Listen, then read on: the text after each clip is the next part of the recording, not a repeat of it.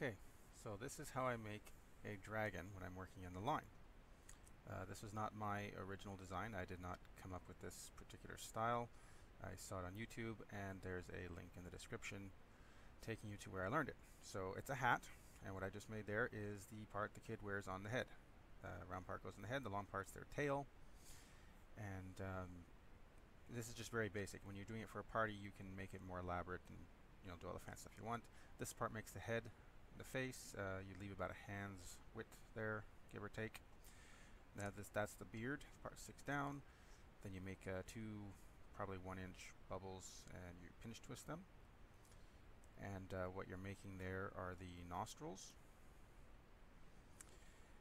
And then we do a loop, and it's not really big. Don't really measure it, but I don't know, maybe that's a 3-inch or so, 3 or 4. Kind of, you want it to look like that. Make the snout or the face over a hand's width wide, and then you make 2 ears. So that's 1 ear, and the length is determined by how much balloon you have left to work on. So there's the other ear. Then we make like a 1-inch pinch twist so that we can hold the head where we want.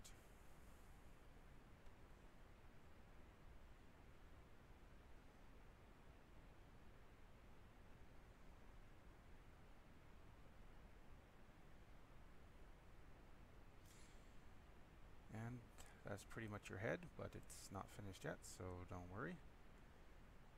And then I just make a bubble and attach it to the headpiece.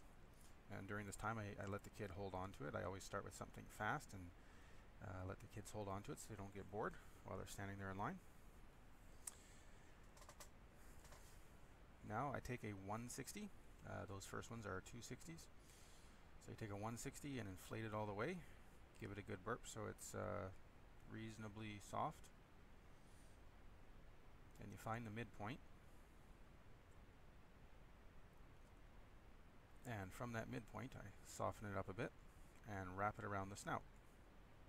Kind of like halfway along there. Wrap it along from the bottom. Twist it in place. And then what you're making now are the eyebrows. And they're like 3 inches long, 3-4 inches long roughly.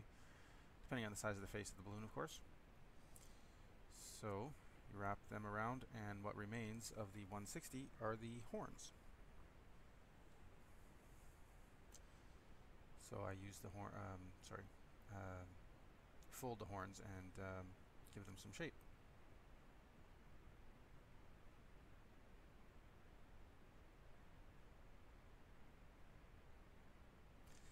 And shaping that, I just pinch the ends of it. When you bend a balloon and pinch it, that gives it some shape.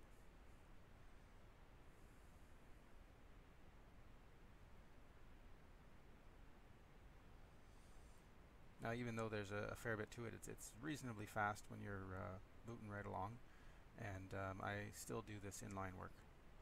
For one thing, it's very visual, and when it's finished, and it catches a lot of people's eyes because it's worn on the head and is bright and colorful and has a unique look once the eyeballs are in place. So that's just a 5-inch round, inflated, not very big, maybe 1.5 inches.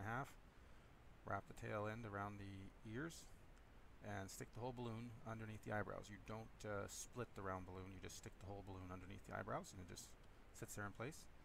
And you take a marker and draw the eyes on, the eyeballs, which in this case are just a straight line. All my reptile type animals all get a straight line when I do them, and it's nice and fast. And of course, there's a lot more you can do with this. When I'm at a party, sometimes I'll put a ridge along the back, or I'll put little front legs in. I can do back legs. Many different styles and things you can do, but yeah, that's what I do for dragon.